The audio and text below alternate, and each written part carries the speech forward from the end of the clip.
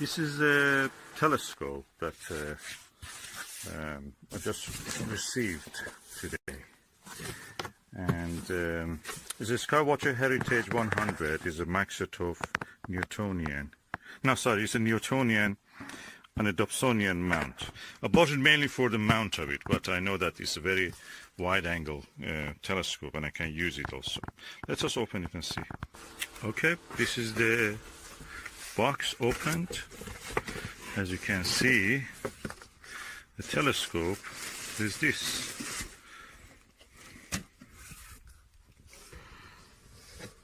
Well packaged telescope. I like this red color. That's beautiful. Let me see if I can take it out. Okay, this is the telescope itself. I loved it because it has this dovetail attachment head that it can actually attach any telescope with this bracket, dovetail bracket, and we call it Brixton bracket, and that means that it can be used with anything. So let's see how it is. It comes with two eyepieces. The eyepieces are these standard eyepieces of the Skywatcher, and a Barlow lens, 10mm and super 25 wide angle.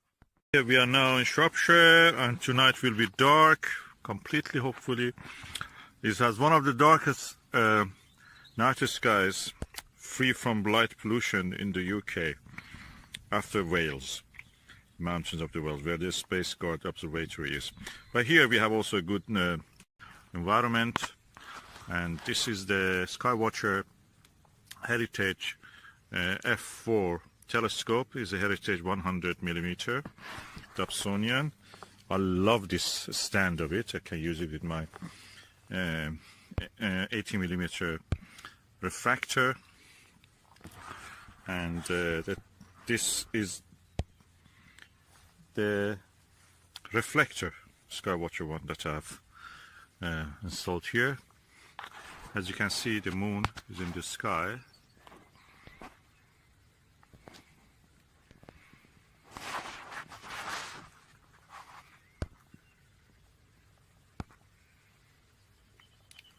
So, and we are looking forward to see the moon. I can look at the moon with this 40mm Windowsill eyepiece. It's quite wide angles. It's one of the best eyepieces I've seen. It's quite cheap. I bought it probably for £10, £20. It's one of the widest field of view I've ever seen. And let me look at the moon now.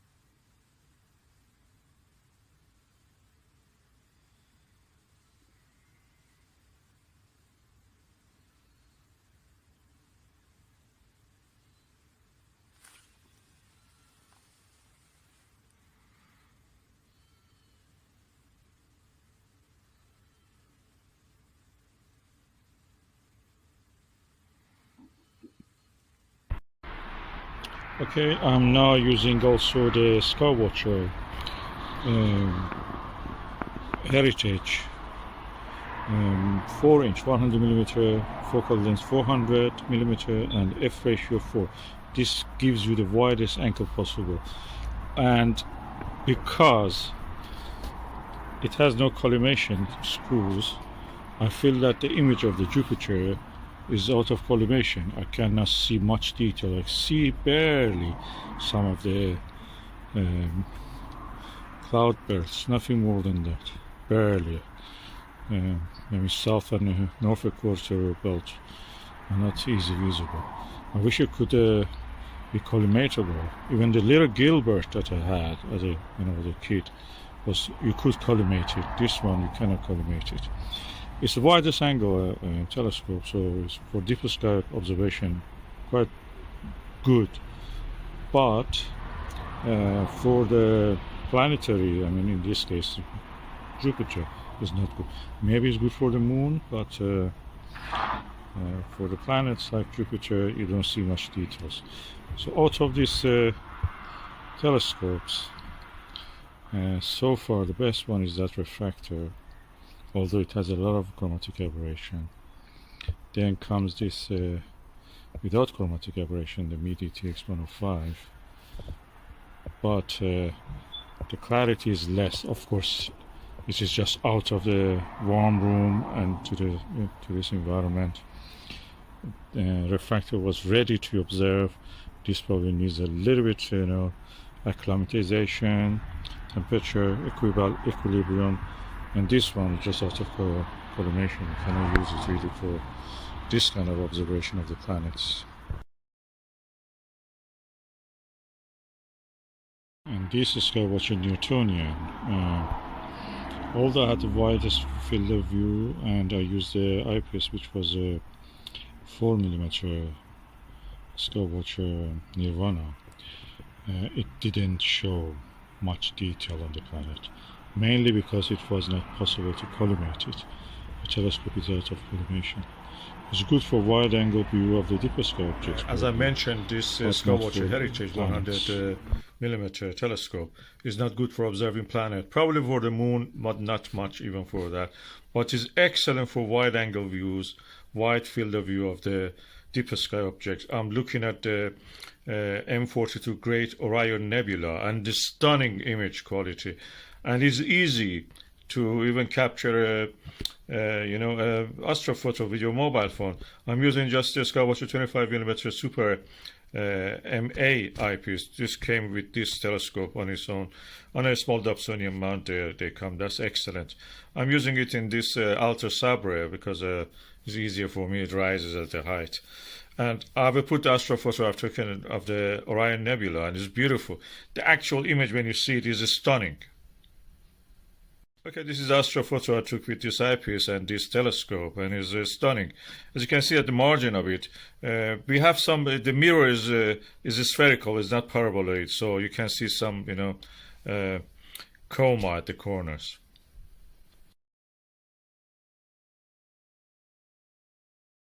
Just now, try to take an astrophoto of the M45, the Pleiades. The star cluster, famous star cluster. It was really nice, and I was able actually to take the whole cluster. It's really wide angle, really excellent in that sense. I have tried it with a lot of telescopes. None of them show this as good as this one. The really wide angle view of this telescope. This telescope reminds me of the Astroscan 2000. That is also 4-inch, 4.5-inch. This is easier, it's cheaper, it's available. The Astroscan is not available, and you cannot get it unless it's second-hand. It's not easy to get it. This telescope is excellent for deeper sky. I recommend it for that purpose. For the planetary, probably you should get a little refractor, 80mm or 100mm. 4-inch will be enough. Okay, you have bought a lovely, beautiful Skywatcher Heritage-100mm telescope.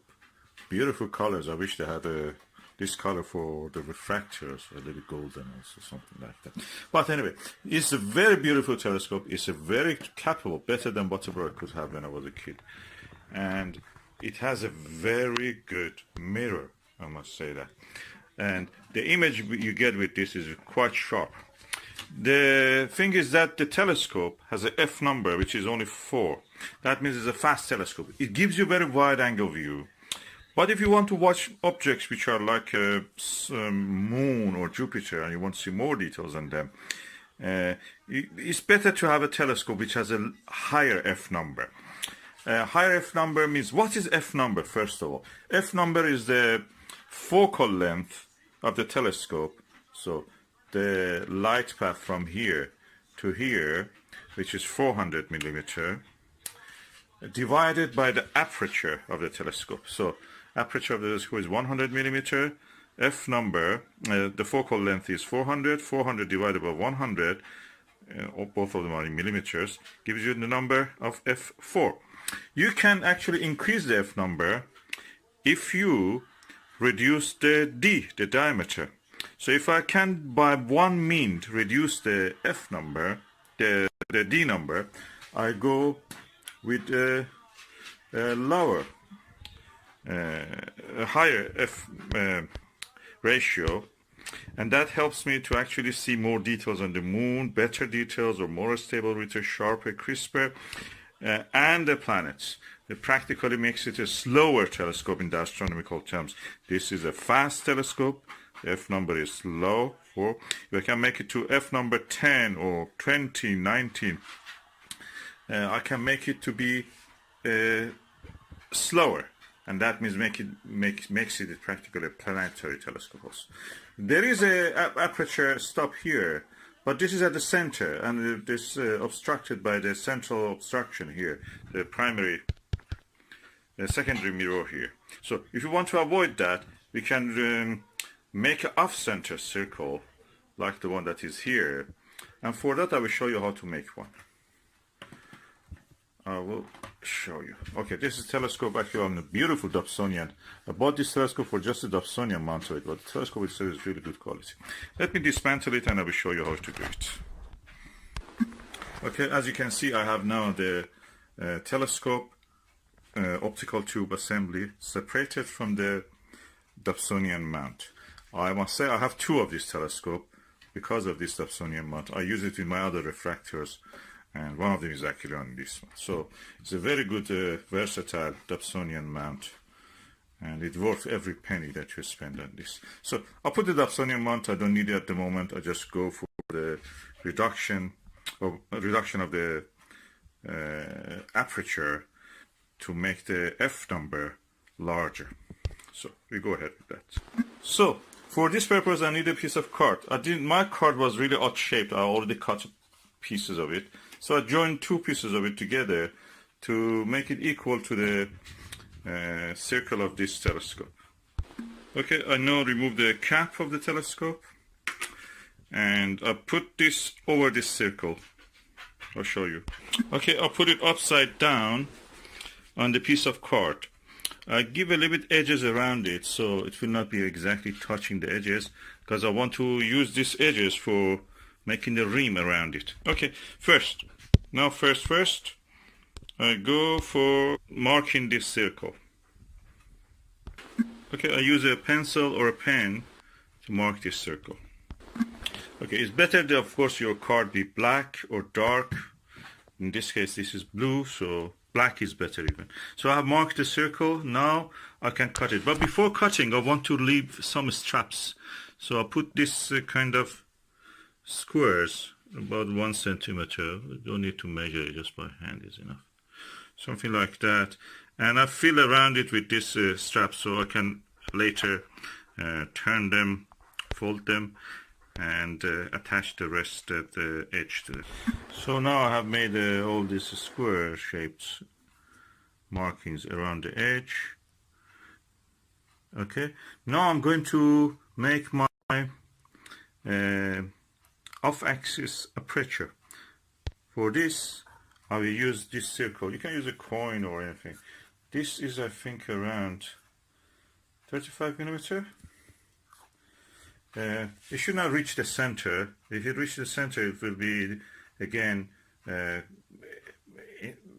comes in the secondary mirror blocks a part of it. So it should be smaller than 35, 30.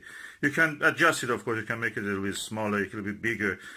You can have several of these to put it on your telescope to see which one actually is better. For different brightness of the objects, for moon and for planets, you can use different aperture stops. And let me now do this.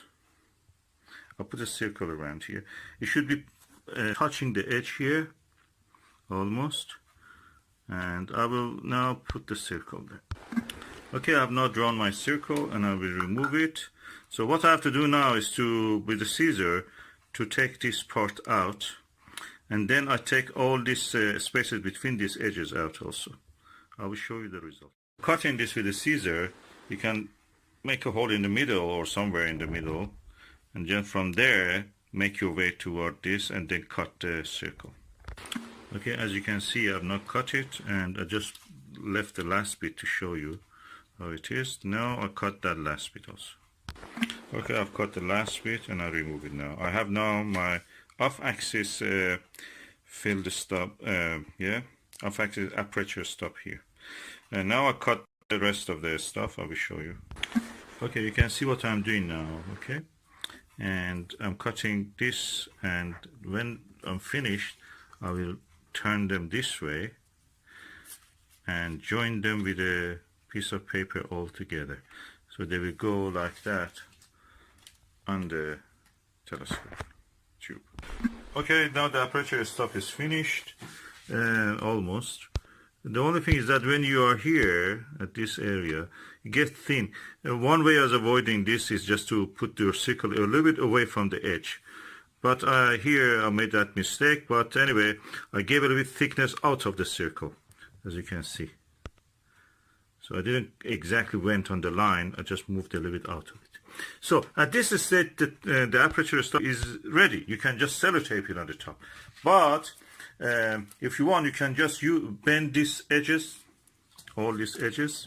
I will show you. Okay, you can bend all the edges as I've shown here, and join them with a strip of this cardboard. I've run out of it, so if you have one for yourself, or a little bit left, you can do it. You can do it with a different color material. It doesn't need to be the same color. And then what you will do, you put it like that on your telescope. At this stage is ready. You can just sellotape it. Just put one sellotape here, one sellotape here. You can remove it when you don't use it.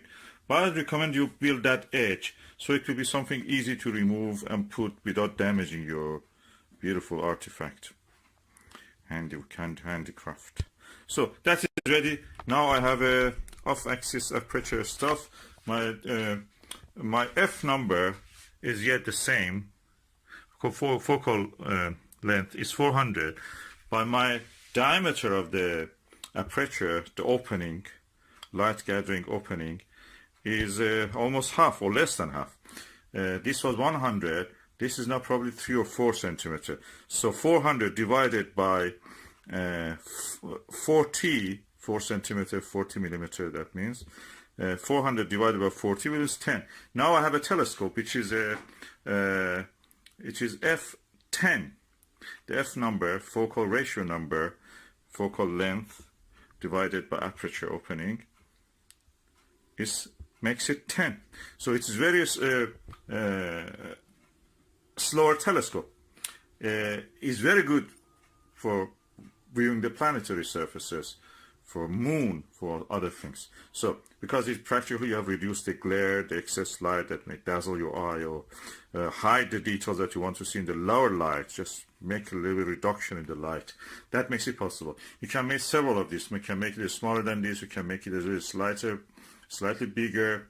And if you make 2 of these, actually you can use that 2 apertures for achieving the most accurate focus for yourself. You have to practice on that. This is another issue that you will learn. But at this stage, this is ready. You can just sellotape it here, sellotape here, or as I mentioned, use a cardboard band here, a piece of cardboard, something around here, to join these tabs and make something like this that you can put it on and lift it at your own will. That's done. Now you have a full aperture stop.